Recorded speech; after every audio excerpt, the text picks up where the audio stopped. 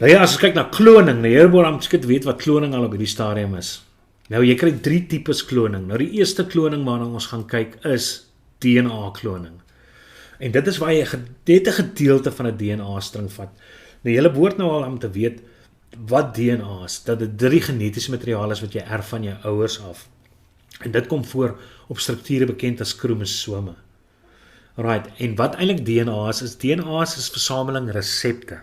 En elke resep is verantwoordelik vir die maak van 'n spesifieke proteïen. En daai proteïen is het of 'n strukturele of 'n fisiologiese funksie binne julle liggame.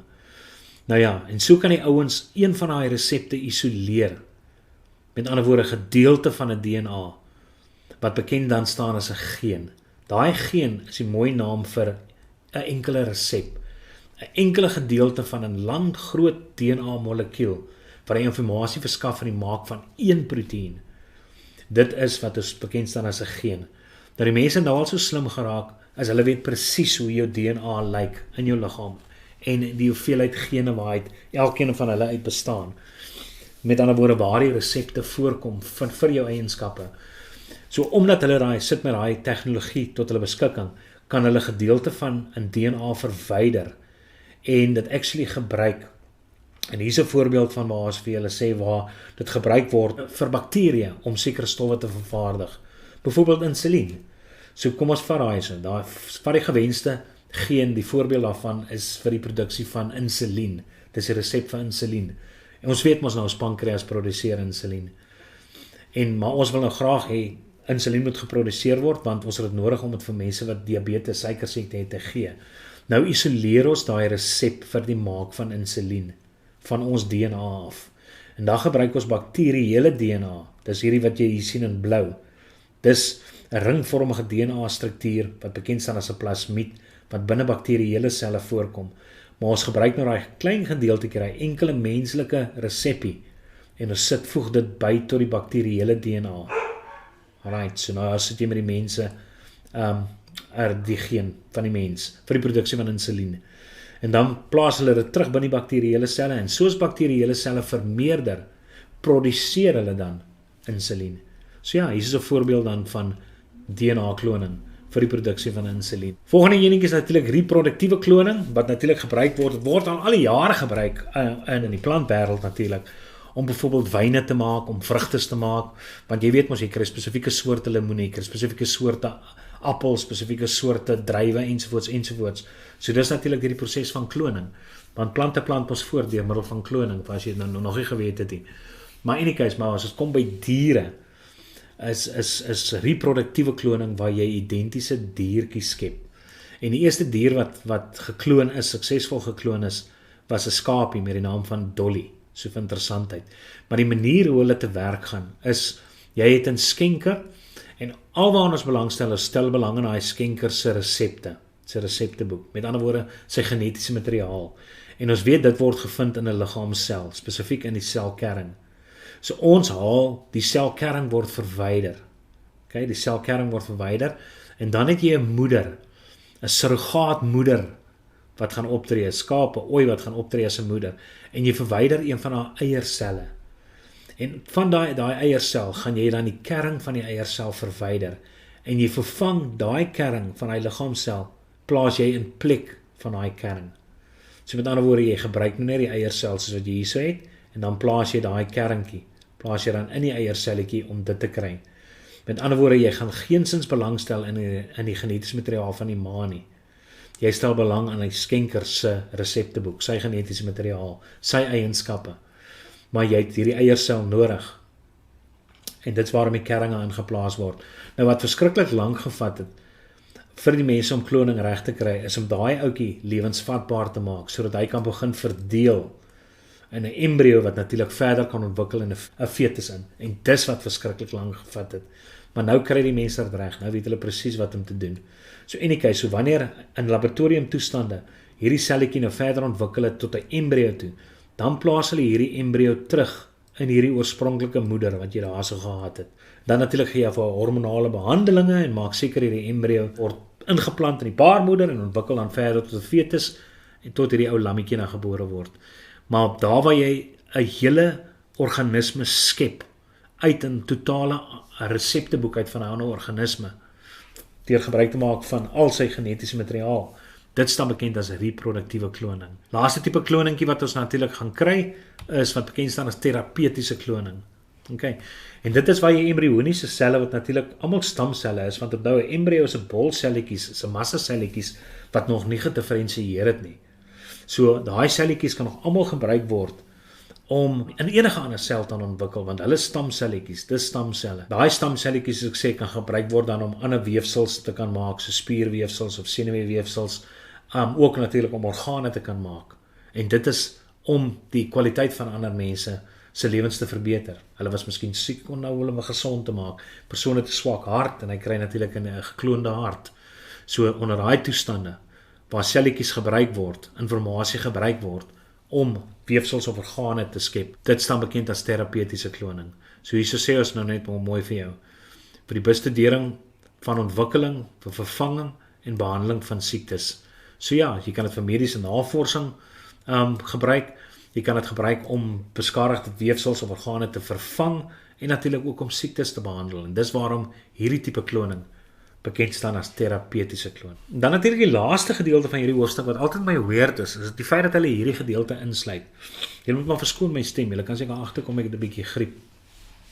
Maar ek is seker dit pla julle nie minste nie. Julle wil ons net leer. Ons klomp slim kinders julle. Maar as nou kyk na organe, dan gaan ons spesifiek kyk natuurlik na die blaar.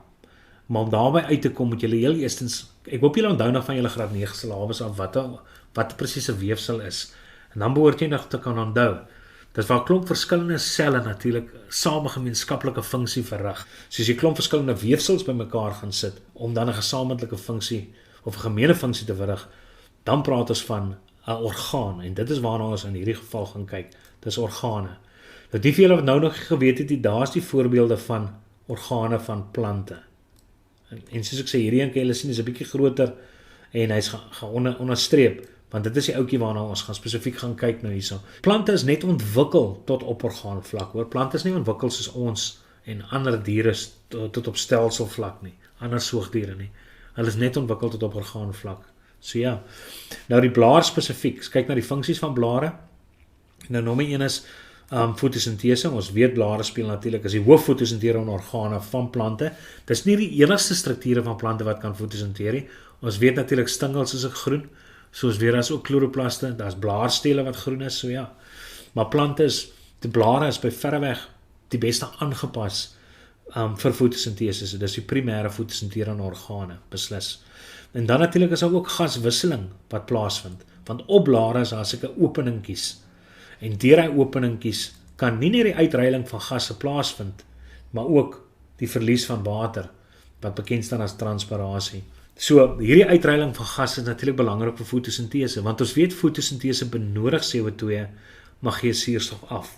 Ons weet ook gaswisseling is belangrik vir die proses van respirasie, want respirasie vereis vir suurstof en gee weer koolstofdioksied af. En dan weet ons ook die openinge op blare, naamlik die huidmondjies, die verlies van water vind dit deur plaas. En soos ek sê, dit is dan bekend as transpirasie. En dan is blare nie net verantwoordelik vir nommer 1, kyk na daai dik vet pen. Dan is blare ook nie net verantwoordelik vir fotosintese en vir gaswisseling, maar natuurlik ook vir die vervoer water en vervaardigde stowwe natuurlik. Nou nommer 1 is kyk na die uitwendige bou van 'n blaar.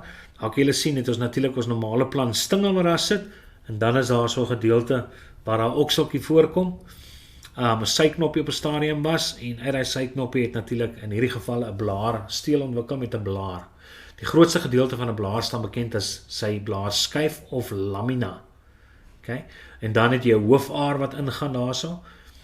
Die hoofaar is natuurlik van toepassing op tweesaadlobbige plante. Want ons weet eensaadlobbige plante se blare het parallelle are. Maar in die geval van tweesaadlobbige blare het jy 'n hoofaar en dan het jy syare wat vertak uit die hoofaar uit. En as jy gaan kyk na die weefsel wat binne in die are voorkom, dan gaan jy actually sien dit is jou vervoerweefsels, naamlik xyleem en phloem.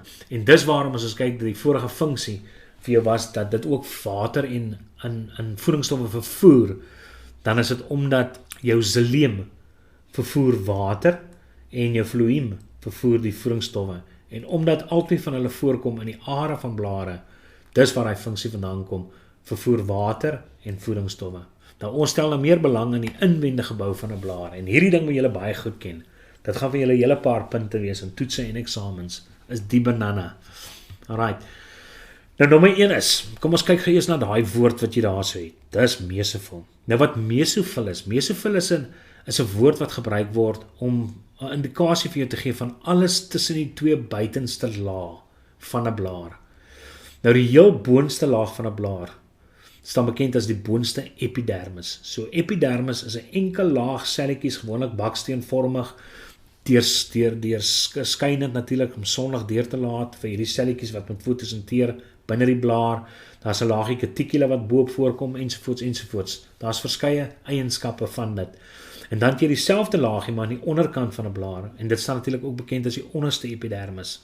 En dis waar jy meestal jou huidmondjies gaan kry of jou stomata. Moet dit nie verwar met 'n stoma nie, onthou stoma is 'n opening. Hierdie hele ding staan bekend as 'n huidmondjie of 'n stomata.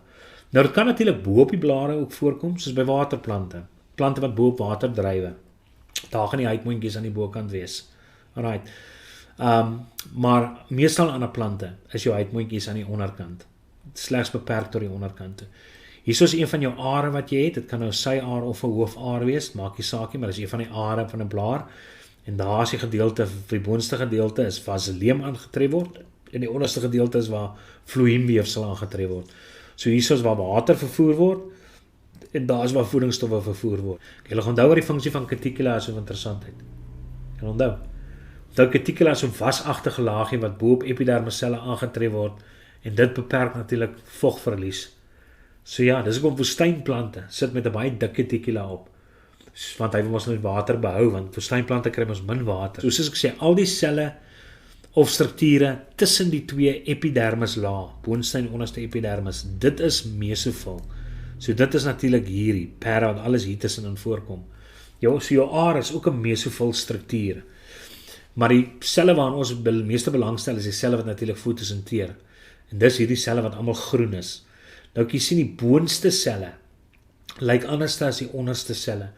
Hierdie is meer gestruktureel, reëlmatig, kolomvormig, baie meer kloroplaste in ensovoorts. Die meeste van fotosintese vind ek hier bo op plaas.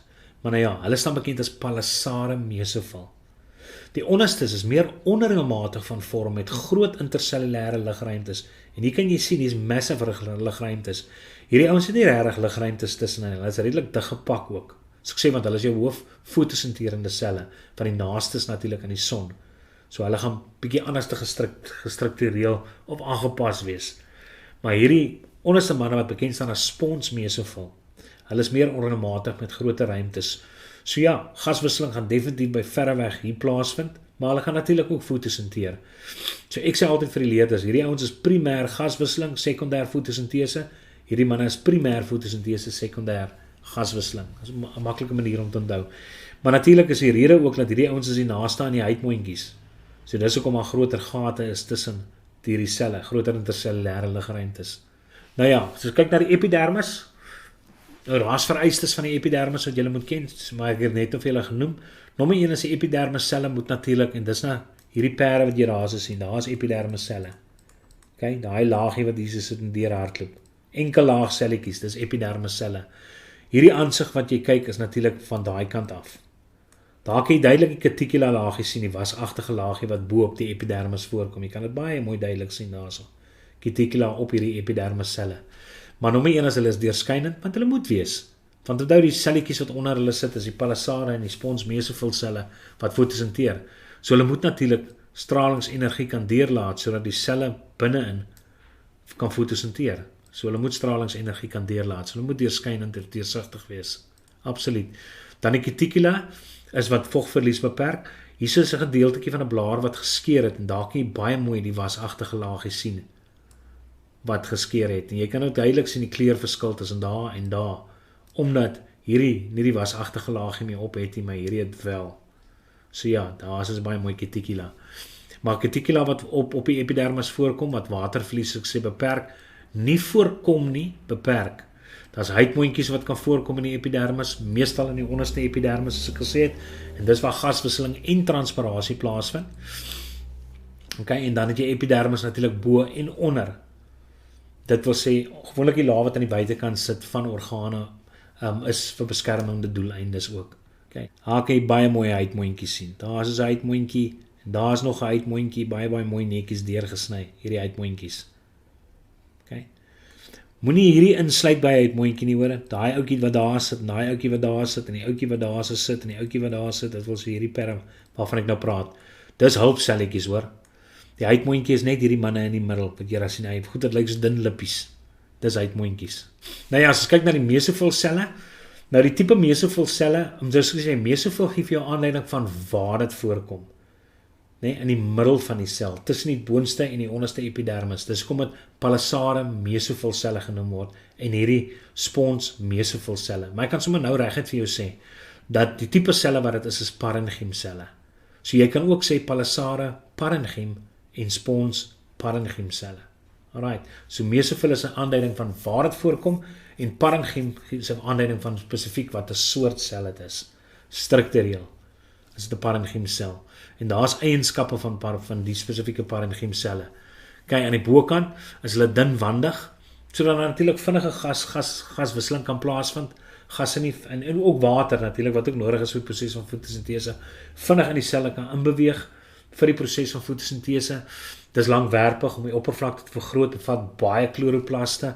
Omdat dit in die boonste gedeelte van die blaar sit, maak dit mos nou meer sin dat dit nader aan die sonlig is en hulle meer sonlig gaan ontvang, dat meer fotosintese plaasvind binne hierdie boonste selletjies. So al hierdie pere wat hier bo sit, dis alles palisade mesofil of palisade parenchymselle. Kyk, hier is almal eienskappe van dit. En dan het hulle ook amper geen intercellulêre ligruimtes tussen hulle nie, want hulle is baie dig gepak op mekaar. So daar is almal eienskappe van dit.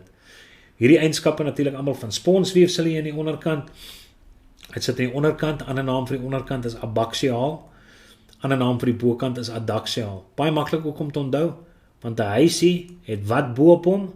'n dak. So dis die bokant.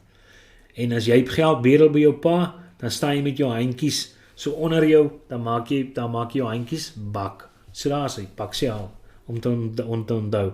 So hierdie is meer rond, onregelmatig van vorm. Minder chloroplaste in hulle, want hulle is verder van die son af, maar hulle het ook groot intercellulêre ligruimte, so hulle is baie meer betrokke by gaswisseling. En hulle sit ook natuurlik nader aan die huidmondjies of stomata met hierdie openinge bekend as 'n stoma of 'n porie, sodat gasse in en uit kan beweeg. Okay. Lekker man, lekker. So leer nou hierdie eienskappe. Kyk, dan net vaatbondels. Hier wys ek maar net vir julle vir interessantheid. 'n Twee saadlobbige blaar wat jy hierso het. Kom ons vat net 'n ander kleur vir 'n slag. 'n Bietjie mooi lyk, bietjie pink vir 'n slag. Daar's so 'n twee saadlobbige blaar lyk met 'n hoofaar en dan natuurlik en kyk, soos jy kyk na die hoofaar en jy gaan sny hom deur, daarso. Daar's is die hoofaar. En soos ek net gesê, die xyleem sit aan die bokant en dan sit die fluim aan die onderkant. Wat is die funksie nou weer van xyleem en fluim? Kom. Mooi. Xyleem vervoer water natuurlik van die wortels, water en opgeloste minerale van die wortels af en fluim vervoer voedingsstowwe wat vervaardig word deur die blaar. Met ander woorde glikose of stysel. En dit is dan ook die laaste gedeelte van die hoofstuk diereweefsels, die eenheid diereweefsels wat julle moet ken. Lekker leer. Cheers hoor.